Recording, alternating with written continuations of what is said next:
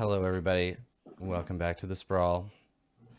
Where were we? We were doing things. There was missions outside occurring. the door. Yeah, We're gonna cool. cross the threshold into having a job. Yeah, well, maybe we'll see how that goes.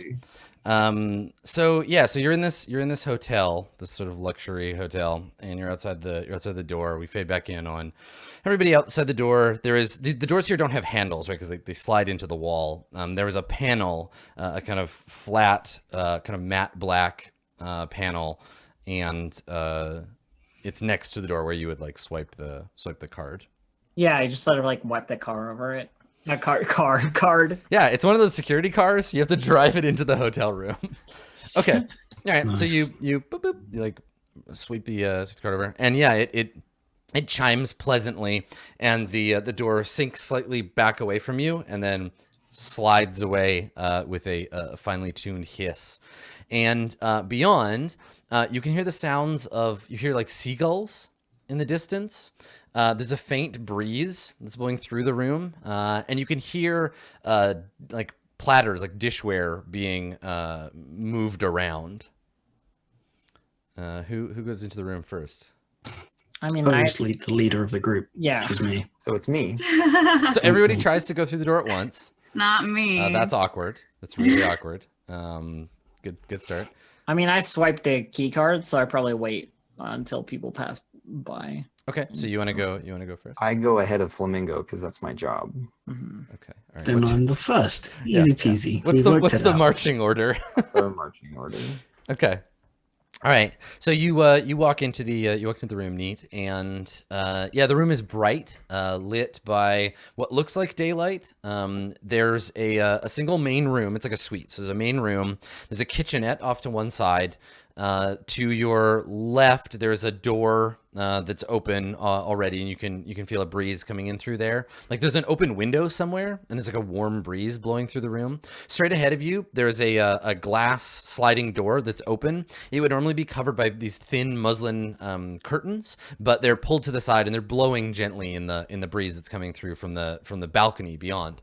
And you can see this perfect azure sky, lightly dotted with cotton clouds, somewhere in the far distance beyond above this balcony, and you can hear seagulls. Beyond.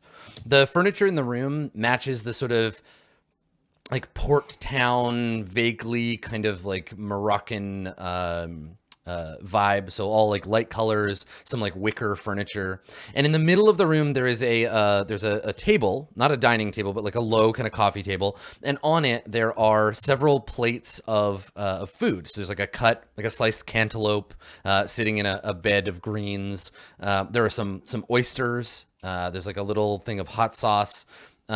There's a bottle of champagne and a carafe of some kind of orange like a beverage, and there are a bunch of wine glasses, and there's a man in a fine kind of servant's outfit with a brush cut who is pouring champagne into one of the glasses. I'm so into that. When you come in, you can smell that salt like sea air in the room, and and so this is what you see when the door opens. Yeah, so whatever order in the line that Cathode is, like she walks in and she's like, oh, this feels like I remember this stuff, and like she just sits down like wherever, like next to the food, and it's just like, yes, serve me, this is great, and just is hungover. Whoa, hold up. And I like hold up a hand as you like try to go past, and I'm like, I'm here for a job, we're professionals. They put there's food. It's good food. Yep. Like, why would it be? We'll here? talk business, and then we'll see. Oh, God damn it, me. So, friend, your employer here? Say towards the man. Yeah, he looks up at you, and he says something apologetic to you in Arabic. Like he puts a hand up and says, like, probably, I'm sorry, I don't understand. And turns back to pouring making mimosas. Right. Okay. Balcony, neat. Sure, but I feel like they should come to us. So I kind of cup both hands and shout, Pizza delivery. Can they come to us while we're having mimosas and oysters? So you're all kind of awkwardly standing in the like in the entrance. to I've the like room? filtered into the room and sat down somewhere. Okay, all right, sure. There's a long couch upholstered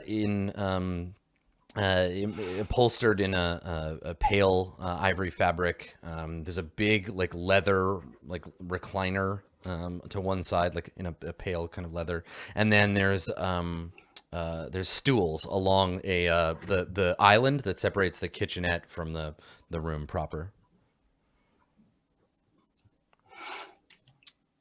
Maybe they're in the bathroom. So the help finishes pouring the last of the mimosas, and he nods to you and he leaves. Made it sound like they wanted to talk to us a lot more than they evidently do. Maybe All they right. want us to be comfortable and have oysters and mimosas. Maybe they want us all to sit down so restraining bolts can flick across our necks and they can shoot us all in the heads. I'd like to assess the situation. Okay, sure, yeah. I'd like to assess these oysters, please. There are restraining bolts everywhere. They're ready to jump out and grab you. All right, go ahead and assess. I'd be down to help you because that was my second thing after. Yeah, it sounds like you're both kind of Comment. doing this anyway. So Sorry, I'm just gonna find where everything is. Oh, look, we're +2 now. so you've Look at this, I got might be a able to help 9. you. Elf. Yeah. Oh, No, yeah. you got 10. There you go. All right, so the two of you make an effort to. And what does that look like? What does your assessing the room look like? Just eyeballing shit? I've come into the room and sat down, and I'm just looking for any details that may tell me what exactly is going on here. You know, a key card on a table, or anything, just details wise. So, what do I notice despite an effort to conceal it? So, do you sit or you're still standing in the room?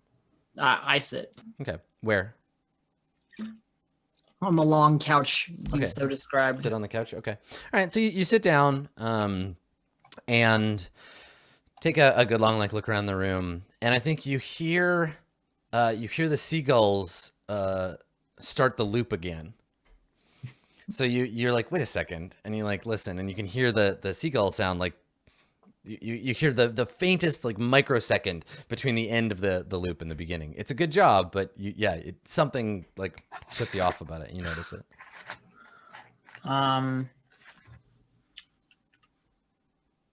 can I avoid trouble or hide here? There isn't really anywhere to hide. Not really anywhere to hide. Yeah, I mean you're in a room you haven't fully like It's maybe more in the the- other it's- room, but It's more the how can I avoid trouble? Like, is there anything about the room that, like, I don't know, says trap? I mean not any more than I've told you. 'Kay. And I don't think there's only two ways out of the room, right? The balcony or the door you came in. What potential complication do I need to be wary of? And then I've used all my hold. I mean, there's a lot going on here you don't know about, right? Like you Sure. only have it's your lack of information that you should be aware of. That there's maybe more going on here than you think. So I look over to QQ and I say, just check the balcony. Yeah, and I'll just walk over and like scoot the curtain aside, poke my head out. Okay. All right. Yeah. So you walk out onto the balcony, and below you, you see you're quite high up. You're on a very very high floor, and the hotel sort of sweeps like the elevator was. It sort of sweeps away down into a villa below you. There are all these like tiny little like maritime like houses. You can see a long kind of orange colored like brick street that winds its way up towards you. You can see the bay dotted with tiny little sailboats, the little white triangle of sails throughout this beautiful blue bay, and then just the vast tropical ocean before you. You feel the salt air, warm, kind of blowing up from the bay, and you can see in the distance, you know, the little dots of seagulls kind of wheeling above you. Immediately to your left, you can see there's a wicker chair and a little brass kind of end table with a glass top. There's an ashtray sitting on the table with a mostly smoked cigarette in it. And sitting in the wicker chair, sub-vocalizing an AR call, there's a woman. She's tall. She's mostly legs. She's very dark skin. Has like a shaved head, like close cropped hair. She's wearing a white like blazer with a kind of cornflower blue shirt underneath, unbuttoned at the neck, and she has some kind of turquoise jewelry. Her eyes are both obviously very expensive and cybernetic, and you can see the lenses adjusting to whatever she's looking at in AR as she speaks. And when you step out and you see her, she puts a hand up, and she's like perfectly manicured nails. She puts a hand up to you as if to say, like, just a second, not rudely to dismiss you, but to acknowledge that you've like, walked hold on. out. Yeah. Yeah, so I just wait. Okay. All right. So she finishes her call, and you can see she blinks a few times, does that sort of telltale, like, slight nerve, like, shiver of someone coming out of a very immersive VR AR space, and then she turns back and she looks at you, and she stands up and gives you an up and down. She gives you a look. Are you, like, obviously, are you, like, carrying your guns? Like, you have big holsters on you? Like, what does she see? So my little, like, micro jacket has them, like, in the armpits of it. Mm-hmm. And so, like, you can see the like butt of the handle with the little, like, cell phone charms hanging off of it. Mm-hmm. And she's kind of, like, standing there with, like, a hand on her hip and, like, all her weight on one leg. And so one of them is kind of, like, peeking out of the jacket on the one side, kind of. Yeah. Okay. So she looks at you, and without any evidence of emotion on her face, she says, "You're not who I expected. Is your employer here, or did she send you in her stead?" Boss is inside. She smiles and nods, and she gestures for you to go back inside. And I'm like, by all means. Okay. Yeah. So she goes inside. So the rest of you see this woman walk in. Her glossy white heels click on the wooden floor as she steps over the balcony edge into the room. Like seeing her all put together and like looking like really nice, I like immediately like, you know, like touch up my makeup a little bit or try to like get the smudges out from under my eyes. I'm just like, oh, she's fancy. Like pull down on my skirt like a bit. Yeah. Where are you standing? Or are you sitting? I think I'm standing with like Puppy Cat like by my side, like right next to the bar with the mimosas and the oysters on it. And like I was just like about to like take one, but I knew that Nate was like, don't do that. And so I was like, okay. And then she walks out and I'm like, oh. And I stand up a little straighter and like. Yeah, she gestures. She sees you fidgeting and she gestures to the oysters and so she says, "Please help yourself." Yes. I immediately do so and ignore everything else. Grab one of the little forks and get in there. All right. Oh yeah. Lots of hot sauce. It's so, great. Neat, what are you doing? Yeah, I was like distractedly kind of playing with the safety on my gun, just like, I don't know whether this is bad or not, so I'm just like flicking it and it makes like a satisfying kind of noise. So, but then as she gets in, I kind of like stow it and I'm like, and I like sidle up closer, and I'm like, "Flamingo, friend of yours?"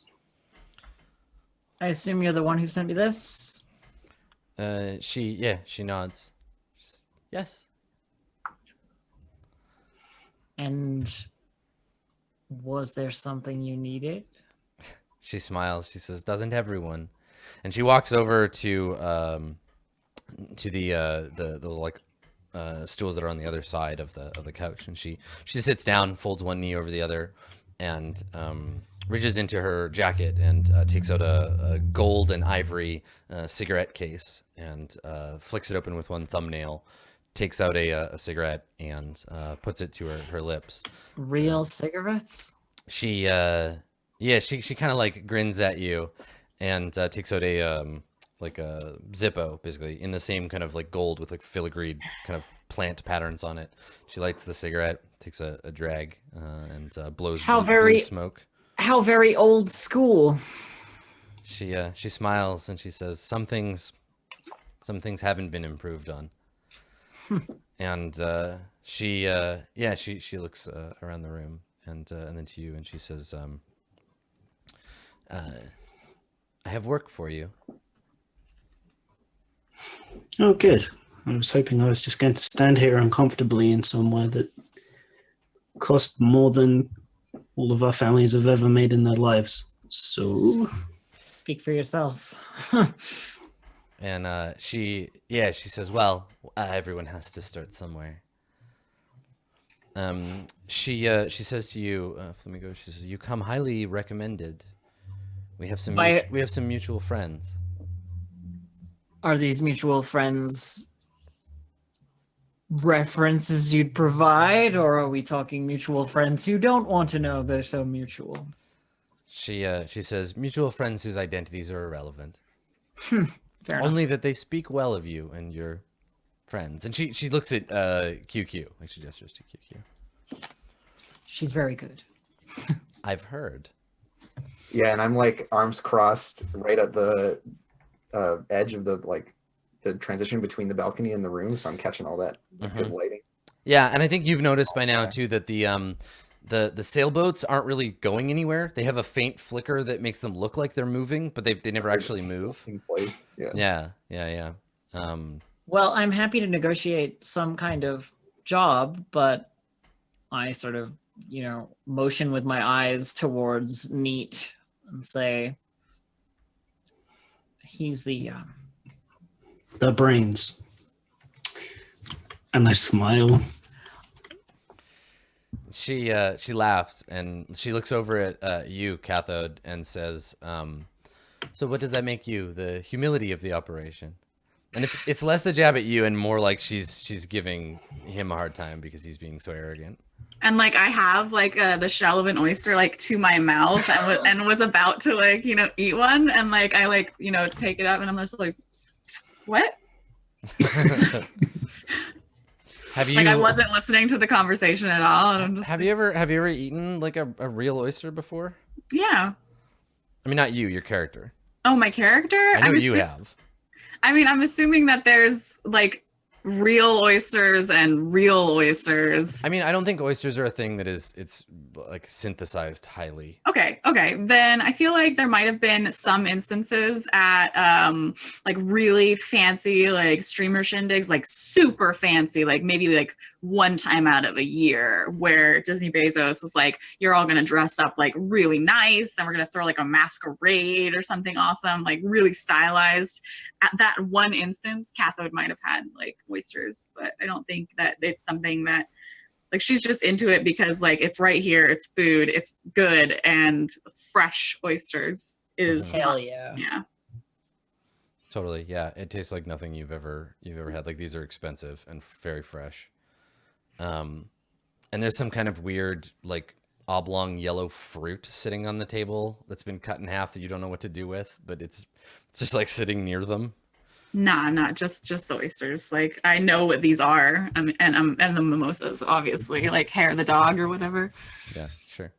Okay. So she turns to you then, Neat, and she says, "We're in need of some independent couriers, people like yourselves who can pick up a package for us.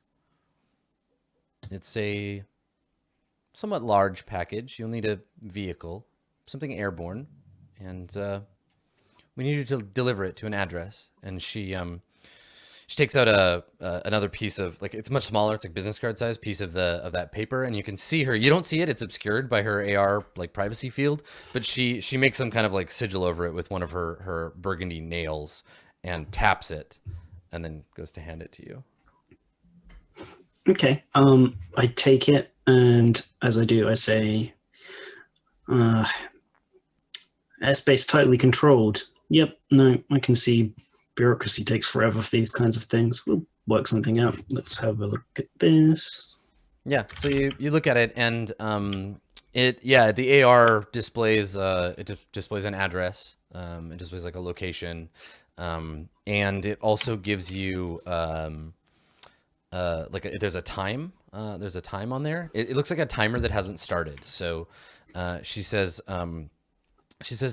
the window for this pickup is very, very small, perhaps 10 minutes.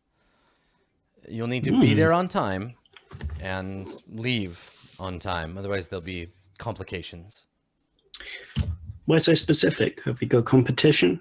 I'd just rather know so I can prepare. She raises an eyebrow at you to indicate that she doesn't intend to answer that question. So purses her lips slightly. That's fine. From who are we picking this package up? She says we have a man who'll be there on the roof to deliver it to you. Oh, so is this like an in-person, like Cathode now is like finished with whatever and like approaches the conversation and she's like, is this like we need like how big is a package? Is it like this? Can I get a drone to go get it? Or like she shakes her head. She says, no, this is going to require an in-person touch. And like Cathode like looks down and like pats what we can. She's like, next time. All right. I can probably arrange something. Yep, we'll be able to sort it out. It's no problem at all. Now, other question that you probably won't answer, going on how these things work. We going to be able to see what it is when we get there, or have we got a nondescript box? She shakes her head and she says, "Oh, you don't have to worry about what it is." Okay. And not officially representing whoever it is you are. Okay, I suppose that's all we need. Then we can talk about creds. Yeah, let's roll that move. Hit it up, neat. Do it. Let us do it. And it's just edge. What? 9. Okay. All right. So for your getting a job move, can this move actually be helped as well? I feel like, I don't know. Let's double check, because it's a move like any other one, and I assume you'd be able to roll to help. But if that's the case, like when this move fails, there's no like problem to get dragged into. You know, like you can't apply the negative parts of helping. I guess, yeah. You know, like if on a fail, when you fail to get the job, you still get the job. Yeah. And I make a move. All right. Well, Yeah. never mind. Just call it no for now, and we'll find out. We'll have to think about it. I think there are definitely potentials for having negatives on here. Like you get to super highlight one of the things that we don't pick or something like that. But yeah, I mean, obviously the failure for the move is that I make a move and everything, and it works the same way. But it's just that we're all in it anyways, right? Exactly. Like, You're all already all tied to the success or failure. Yeah. True. So it doesn't make it any worse. There's no like if someone helps and they blow it, if they get a 6, I can't hit them, right? I can't do anything because they're already part of the success or failure of the move as it stands.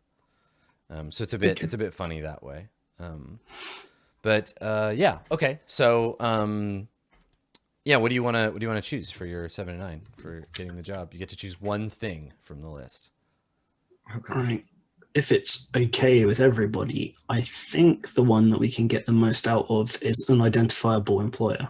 If we manage to catch her in something that can help us work out what the context is going to be before we get there.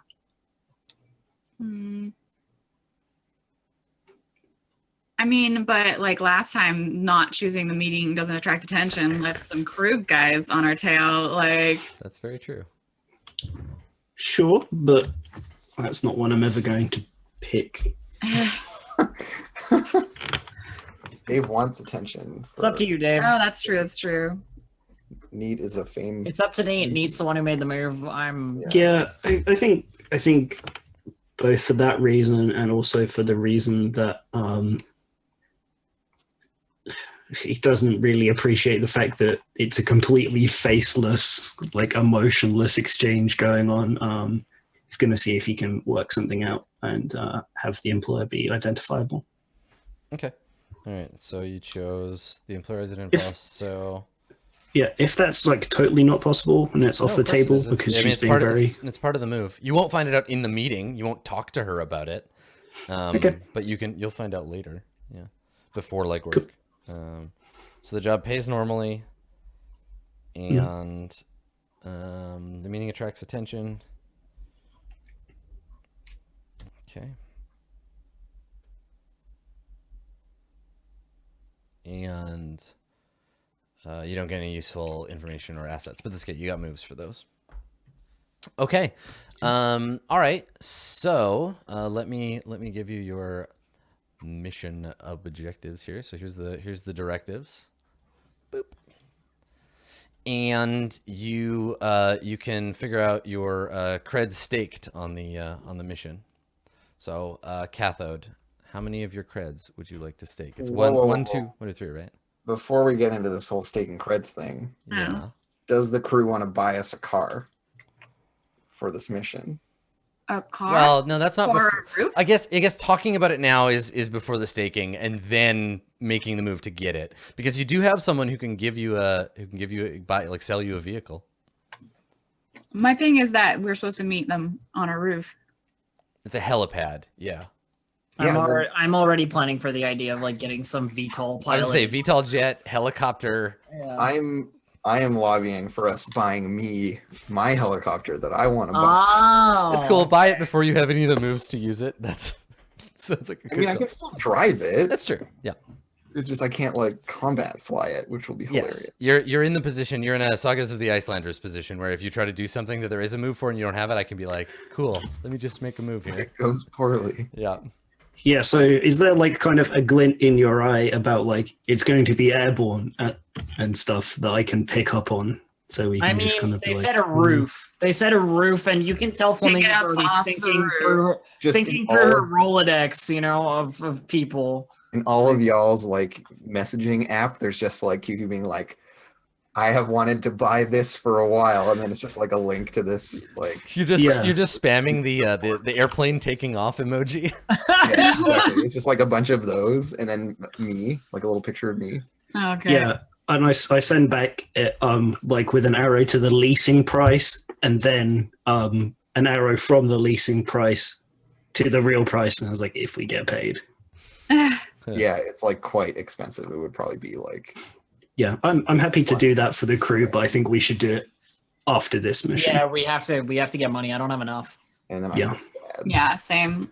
I spent so much of my cred Yeah, well, on because you get your arm ripped off. being alive. On being alive.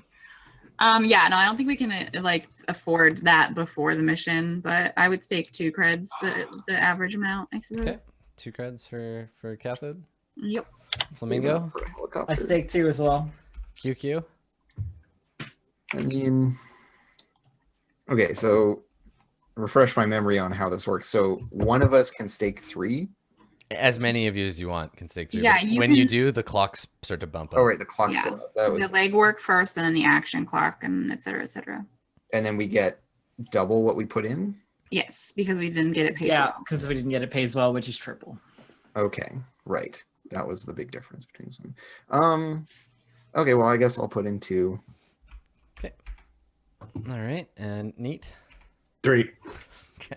I knew it was coming. All right, so that means the legwork Fucking clock. knew The it. legwork clock starts at 1500. If I had picked 3, I'd be at 0 creds. So like, You know what, Adam? It starts at 1800. Okay, so it's actually one and one, right? 1 and 1, yeah. So they Because both if they both start nudged up. You get need your 6 helicopter. We understand. I will be very close to a helicopter. Cool. Okay, all right. I really want to buy this helicopter, guys. I'm just saying. So you stake some credits. So the meeting, I think you negotiate the amount of credits. We go over. Let's go over the mission directives. So you've accepted the mission. Everybody mark XP. Hooray! I kind of wonder about, and this is just as like a design aside, I wonder about what the point of accepting and finishing the mission giving you XP is. Like, There's forward progress regardless of how other things go. You could accept a mission and then It's fail the thing you horribly. hate, Adam. It's the XP just for playing. yeah, that's what I think. That's what it's feeling like. And I don't know. Like, I would never include that as a thing. Like when you accept the mission, it's the game. You play the game. Why are you being rewarded for this? And then when you finish the I mission, see complete like, mission, that one, but mission complete, I get, but yeah, the other ones, the accept the mission, I don't understand. But anyway, so when you accept Well, the we mission, might you turn mark down the mission. you I mark suppose. XP. If the game weren't so prep heavy, then yes, I would be all about that. We're gonna take all your prep and just be like, Throw it in the "Fuck trash.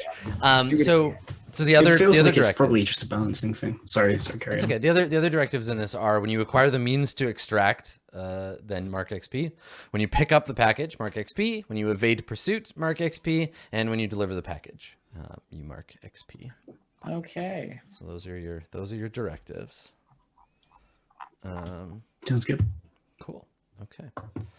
All right. So Just pointing this out there, guys. But if we acquire the means to extract it, and then I get XP one more time, I will be able to take the move where I can fly the helicopter. That's real cool, but I don't have any cred to put towards it right now. I want to. I do. You need 8. But I cannot. I'm I just, don't think we have 8 between I'm us. just kidding. I'm just playing. and you still have to roll to get it, right? Roll to buy it. Yeah, no, and then when the helicopter, it's just mostly for when the helicopter pilot dies that I can take over. It'll be clutch. Well, yeah. The question will be whether you hire a pilot or whether you try to pilot it yourself. Or whether we have a contact that's a pilot that we can get to come with us. Is that a thing that you could do? Yep. I Absolutely. also have driving skill wise, and I'm just going to say that means I can drive helicopters No, as well. piloting and driving are two different skills. I'm Unless in the same unless there's a list in the book of like skill wires, definitely No, driving there is isn't. different than piloting. Okay. I've got my driver's license, but if you put me in a helicopter, I would die almost instantly. I mean, both me and QQ have neural interfaces, and like my whole thing is tech. I think that Cathode could also probably fly a helicopter, but Yes, not. yeah. I would give room narratively for any of you to be able to drive the helicopter. Drive. However, without moves, you're at my mercy when you try to do anything dangerous or scary. I have a motorcycle. That means I can fly a helicopter. Yeah, we're all good. We can all do it. Perfect. I am an expert in the construction, maintenance, and operation of vehicles Yeah. and drones. There you That's go. expert. Yeah, Expert. so operation, so you can actually. Expert. Yes, we got it, Blue Jay. Got it. Cool. All right, so- I'm in awe of your expertise. All right, so now that we've done this and we've negotiated, I want to get away from this shady, weird, tacky beach aesthetic thing that I don't like. Techie beach party. Okay. So you've negotiated your deal with your contact, and and you can go. Now you have a piece of like functional technology from this person that you could probably use, and definitely because you chose it on the job. You can use it to identify them. How do you do that? I take it apart. So it's you. It's Cathode that If it's a figures it piece, out. if it's a piece of tech, and you like say we need to learn information about this, I would take it into pieces. Yeah, it's an AR object. These are things that are highly prevalent. They're discardable pieces of technology. The more ecologically minded corporations make them out of things that biodegrade. The other ones don't. They tend to be one shot. Like they create an object in AR. They do that thing. It's the equivalent of like a bouquet of flowers or something you send to somebody that just shows, an AR rose for however long and the batteries die. It's like those greeting cards that play a song when you open them. So, like, as we leave the building, I hand the thing over and I say, Kathy, can you find out what flavor of corporate and disgusting she was? And Kathy just like grins and she's like, yeah. Don't know how I feel about that statement. Well, she ignores the like flavor of corporate disgusting and just like says, Kathy, can you hand? And I'm just like, yes. Operation figure that shit out. Because like Okay. I imagine the job of the person we just spoke to is the thing that I used to do all the time. Like basically my job was that. Yeah, and Yeah. corporate disgusting. Hey, you're not that anymore. I'm not that You're a free anymore. agent. Way to not be a disgusting friends now. corporate shill. Yeah. So, cool. All right. So where do you describe that to me? How do you find that out? You did tell me how Kathy works out who this piece of tech belongs to. I mean, I'm assuming that I go back to my little room and because I need to also do my storage move and figure out things that can be helpful. But like I go back to what'd you call it? My secret room? What'd you Like call the it? Oh, Jacob Faraday Your cage. Faraday cage. My Faraday cage. Yeah. I go back to my room, my Faraday cage, and like I put on my goggles and shit. And I have like B with like tiny little like fingers, like, and I'm directing my little drone to like take it into pieces and like unscrew like really small, like can't see it at all, like bits and pieces, and I just like take it apart. Okay. And it's laying in like microchips and pieces of plasteel or whatever on my counter, and I'm assuming that there are like signifiers in the way that it's built that tell me things. So what? Yeah, what this thing is it's a business card shaped piece of what feels in your hand to be a fine paper, like a fine thick paper, like cardstock, basically. And if you slice off the top and bottom layers and peel the cardstock apart, inside is a hyper thin projector unit and like an AR chip and stuff, like all kind of like laid out, and then a battery. And I think that by looking at it and picking it apart, I think what we get is a shot of you with one of like these macro lenses over top of it, and on the back of the core processor, you see the 4-column and dot mark of elixir. It seemed like a fancy thing fancy people would have. Okay, so while I'm here, I also roll storage. Yeah, you want to do that too? Yeah. Okay. So this is the thing, and then I'll roll mine. Nothing forward, right? Correct. So 9, is that 9 math? Yep. So you have one gear. Only one, damn. I also need to roll my mission beginning move. Okay. So do that. Cathode, you're digging through your collected shelves of stuff, miscellaneous bits and pieces. All this crap. Looking for something, and you find something that might be of use. We'll find out what it is later. Yeah. That's so interesting. That's such an interesting mechanic. Like you find a thing and we'll tell you about what it is when it's valuable. Neat. Okay. Bleh. 7. Okay. So on a 7 and 9, you gain 1 hold during the mission. You can spend it to do one thing. Yep, be in the right place or have a gear as well. But we've already got gear, so hopefully. I also have a gear from my hustle. Such gears. We need to think about intel ones next time. So what is making that move look like, Neat? What is Neat doing to make this plan? What do we see you doing? So I think Neat at his home, which I imagine is like, again, a really crummy apartment. We've got a similar situation whereby I also own the room below mine, and like that is just like a storeroom of just like stuff, and it's all done up like a kind of tatami mat, like visible wood beams, paper walls, like storehouse kind of thing. Sure. And I've got none of it is actual wood from a tree. No, it's just it's probably all AR that I just like keep running the entire time, or like the switch is on the latch to climb down into it or something. Yeah. And it's just going through and like taking things that are big and then like folding them all.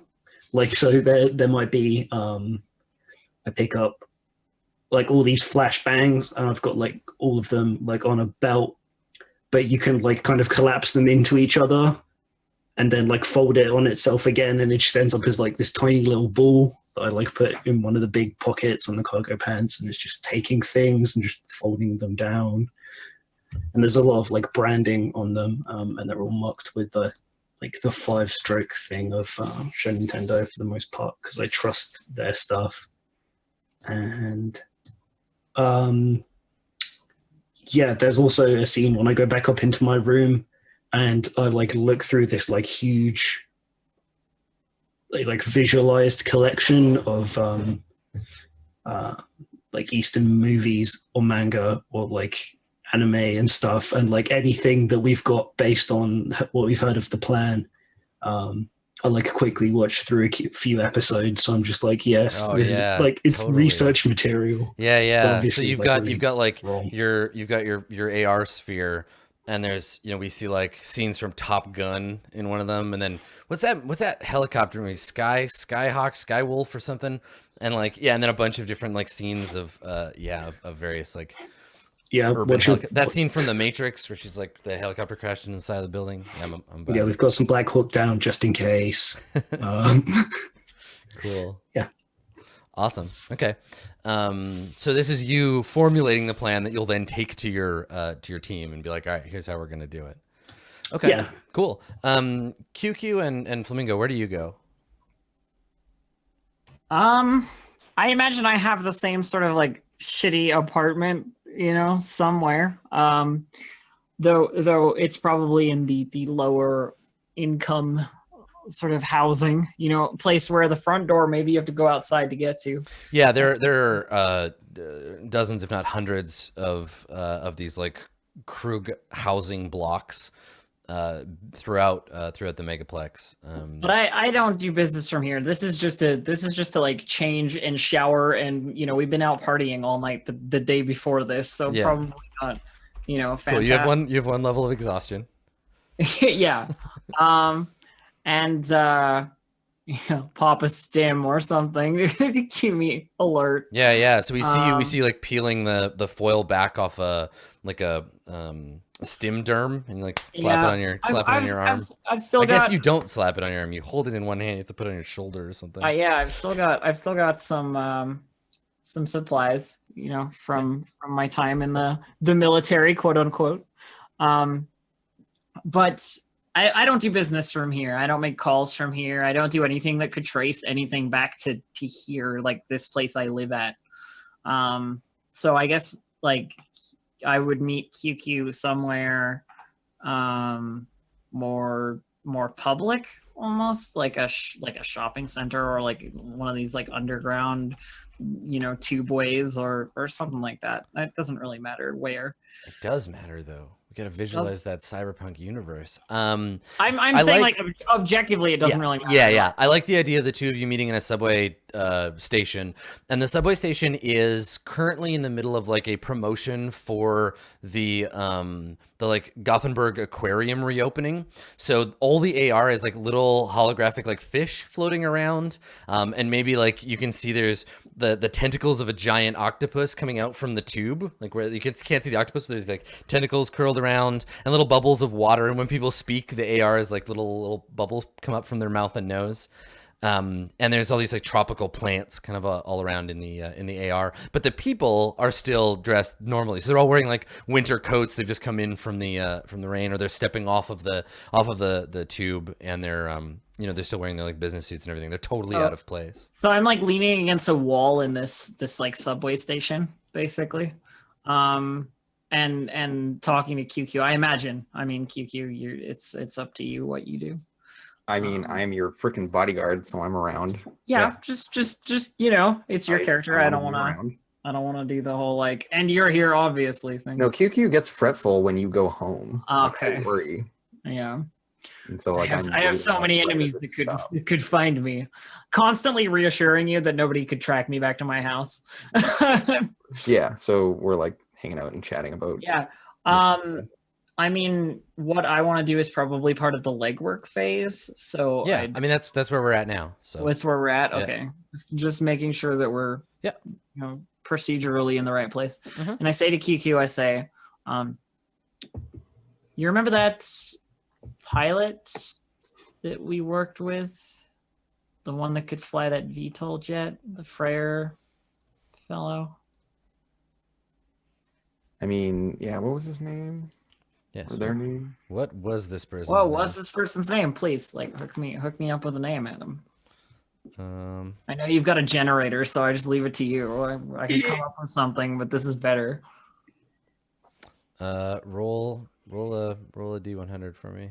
Okay. 8. Okay, let's see. Oh my God, this is a good name. This person's name is Gemini Benedict. Gemini Benedict. Yeah, Captain Gemini Benedict. Captain Gemini. Benedict. Captain Gemini Benedict.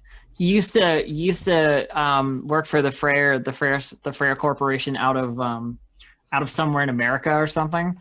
And is recently moved to the Gothenburg megaplex. Yeah, there's a bunch of like ecological like protectorate zones in the southeastern former United States, and he ran like security flights in and out of that region during a big like some kind of big conflict. So what was the name? Gemini Benedict. Captain Gemini Benedict. Yeah, his friends call him Benny. Gem Benny. All right, so yeah, you can declare him a contact. Yeah, he's a VTOL pilot. Yeah. But I say this to you, like Gemini, And yeah, how do you know Gemini Benedict?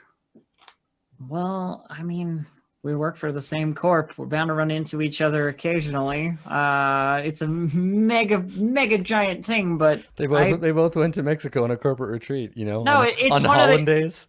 Oh God. God damn it. It's I'm begging you to stop. I imagine it's one of those situations where it's like, well, I hooked him up with a couple of jobs when I was working for Freyr. Moving useful individuals around to the locations where they're needed. Best not to talk about it, really. So this is like strictly a business Yeah. contact. This is how you know them. Okay, cool.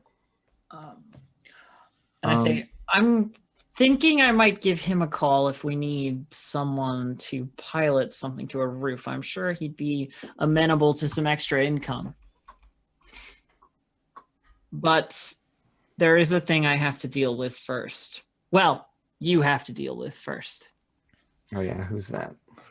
Remember the guy I sent you the picture of? Yeah, the dead man. Best we not piss off Mildred by letting that guy stick around. Could you go and stick a gun in his face, tell him to fuck off? And if that doesn't work, make him fuck off? Yeah, easy. All right, great. Then I'll give Gemini a call. All right, so my legwork task is to go intimidate this man's.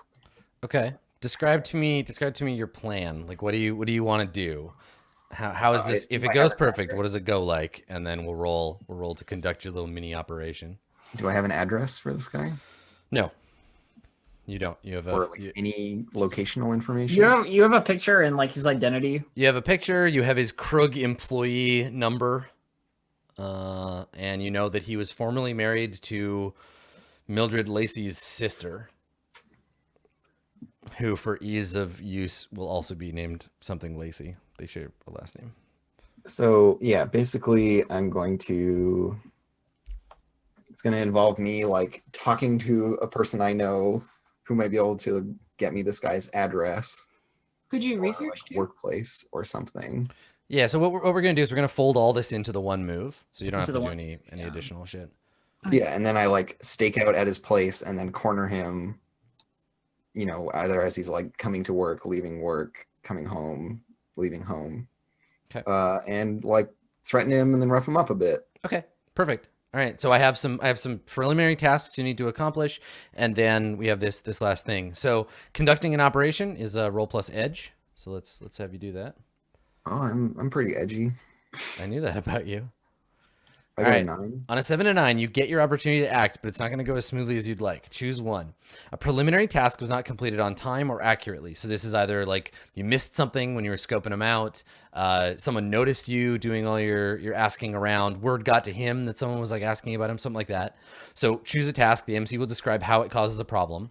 Or there's an unexpected complication. Choose a consideration and the MC will describe how it causes a problem for you. So it's either unexpected complication or something that I missed Something like that, yeah. at the start.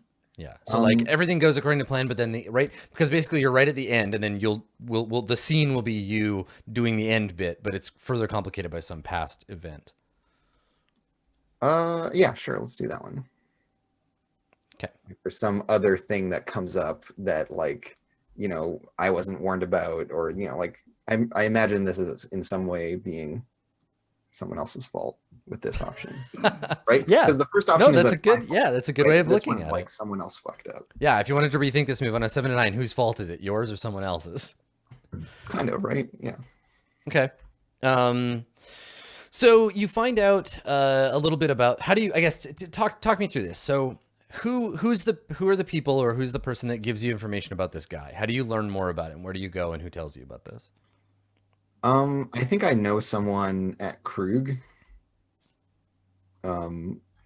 who's like someone who used to work at Freyr and then like got really messed up in some conflict or other. Reallocated. And yeah, like Freyr didn't want to pay for all of their upkeep anymore because they were so messed up. And so now they work at Krug, who cares less about how monstrous and weird you are. Yes. And so it's just like some, brutalist cyborg that I'm used to be friends with, Mm-hmm. but who's now kind of like all PTSD'd and like psycho. Yeah. And has like massive clunky augmentation. Well, I mean, I imagine this kind of person, and this would be someone you could like declare as a contact later or whatever. But I imagine this person probably doesn't have like they've probably retired, like they've removed all their big clunky Krug cybernetics, so they're just kind of like a small like armless like shell of a person. But they made so much money at Krug that they're like living comfortably in a facility or something somewhere. Like they probably Krug sent them to retire in some semi-comfort while they live out the short span that's left of them. Yeah. So they live in some kind of cushy AR VR facility, not living in their broken, crushed, Krug destroyed body. And so you probably meet them in like VR or something. You meet them in like, exactly. Unreal space, like remote in. And they tell you a little bit about this guy. His name is Chow. He's a former pirate. Turned Krug laborer. That goes to show you that when Krug can attract people like this from a life of lawless crime, and it's a better deal for them. And he worked 5 or 6 seasons on the Leviat, and he met this woman. They met his wife during an in between season. So when they were docked on like short leave. Yeah, short leave in Alaska. He met this woman and fell in love, had some kids, and then went back to work. And after a couple of cycles of that, she was like, nope, I can't handle this. You're not the person I thought you were, and the job is destroying you. And they had a falling out. He describes it more as like she turned out to be a crazy bitch. But of course, that's not obviously how it happened. And so Chow got pissed, and he remembers, the only thing he really remembers about Chow is his like desperate, he's a good guy, right? Like he just wants to get back to like see his family, and like this dumb bitch that took his kids away. And this is the story you get from this guy, from your friend. Mm-hmm. And so Chow is back in town because he's come to the megaplex to find this woman and his children. And the other thing I think that you learn maybe from the next phase, well, let's talk about the next phase. So you find out a little bit about him. You find out maybe some places that he's known to frequent, so you can get a tail on him. Yeah, exactly. There's also like staking out that goes on. So yeah, what does that part look like? Well, like whatever district I find out that he's kind of living in, I start frequenting over like a couple days. Yeah. And like spend like very long chunks of time. Like QQ is really good at staking out. Like still just like stand there for like 8 hours and not really give a crap. Sure, of So course. just like I'm in these neighborhoods, like shopping for like 10 to 12 hour spans where I'm just like circling and like watching for this same person. Yeah, so he's been staying at a I guess like a hotel, like a long stay hotel. But it's like it's pretty nice. Like these guys, they make a decent amount of money for this like dangerous They work. have the whole like rig pig thing. Yes, going on. exactly. Yeah. So he's been staying at there's a it's known kind of universally as the Combinat. They're a kind of business syndicate / organized crime thing, and they have close ties to Krug, and they provide, you know, rest and relaxation packages for loyal employees. Oh, So of course. He's pretty much just been like gambling and whoring and doing drugs and getting in fights and hanging out with like organized crime elements. Dude is a pirate after all. But secretly, like, you know, he's doing all this because he's like trying to get back together with his ex, right? And That's why I'm doing all this whoring and drinking. exactly, yeah.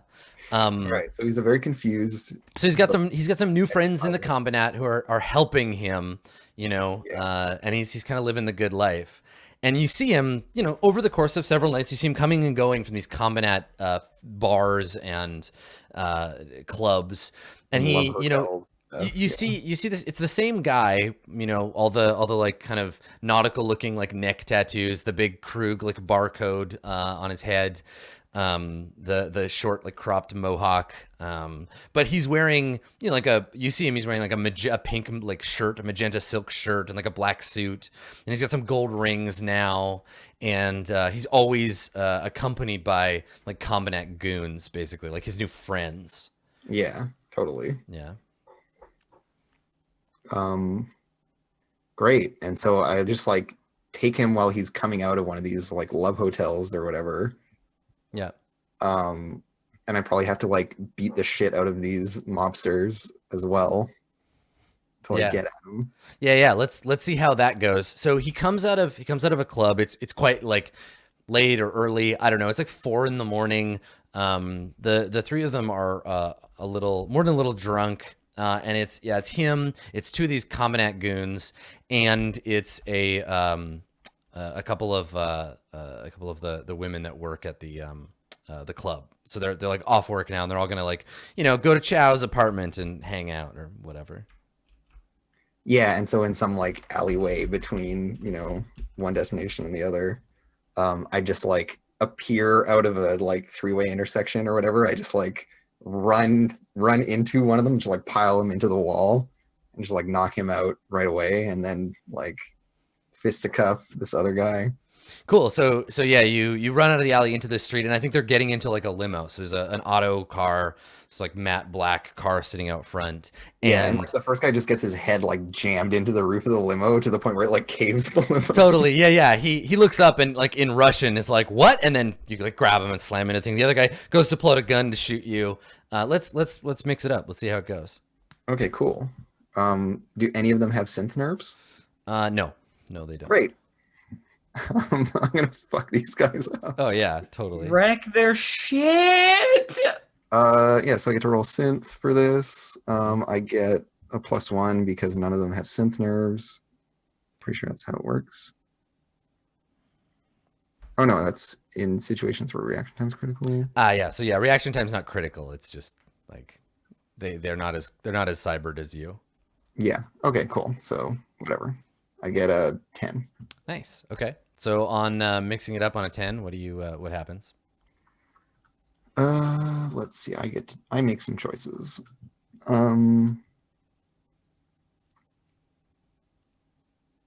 It doesn't say what happens on a 10 in the handout. Okay, so just not a 7. Sense, It just not it a just 7 to works. 9. Yeah, Oh you do yeah. the thing. So I achieve my objective, And you then I don't have to have choose do to. a bad list of things. Yeah. Okay. So the objective you're seizing control of here is this guy, right? Yeah, exactly. It's not. I don't want to like murder him. I just take out his goons. Like, Okay. knock them Well, let's describe that little fracas, and So, then yeah, we'll one guy take just a takes break, his and hand, you can talk to Chow. So yeah, you come running up. palmed into the limo. You come running out of the alley on the I guess driver. What side of the road do they drive on in Scandinavia? I'm pretty sure that all of like continental Europe drives on the right side of the road. Okay. This is So my understanding. But you come out. These guys all have Russian cars, so whatever it is. it's in also Russia- just like it's like a 1-lane alley. yeah. Like, Well, they're not parked in the alley. So you come out of the alley. Yeah. The first guy, the nearest guy, doesn't get to do anything. He starts to turn. You just like snap out, grab him, slam his head into the thing, and we get that shot from inside the car where it's just like smash in the spider webs of the windshield. The other guy, yeah, you turn to him. Chow is diving behind this guy, and the combatant guy is pulling out a rather large pistol, and he brings it up to point it at you. And I think you're far enough away that he gets the shot but doesn't hit you. So there's a loud report. It rings out Yeah. in the snowy street. Sidestep it. Yeah, so you're just not where he shot. He fires, and then what do you do to take him out? I grab his arm at the elbow Yeah. with the one hand over top, and then with the hand underneath, I just fold his arm over so his gun's pointing at his head, and then he's already pulling the trigger. But I just do it so fast, he just blows his own head off. Right, so he starts taking the shot, but his brain is like, pull the trigger, and by the time it gets to his finger, his hand is here now, and yeah, Yeah. you just shoot him, and then blood sprays up into the air, and he falls down beside the car. And then like before Chow knows what's going on, I'm just like dragging him by his hair into the alley. Cool. Okay, and that's the scene that we cut to break on. Is just you like dragging this guy into the alley. Awesome. Okay, cool. Let's take a short break here. Stick around. We'll find out how things go for Chow when we get back.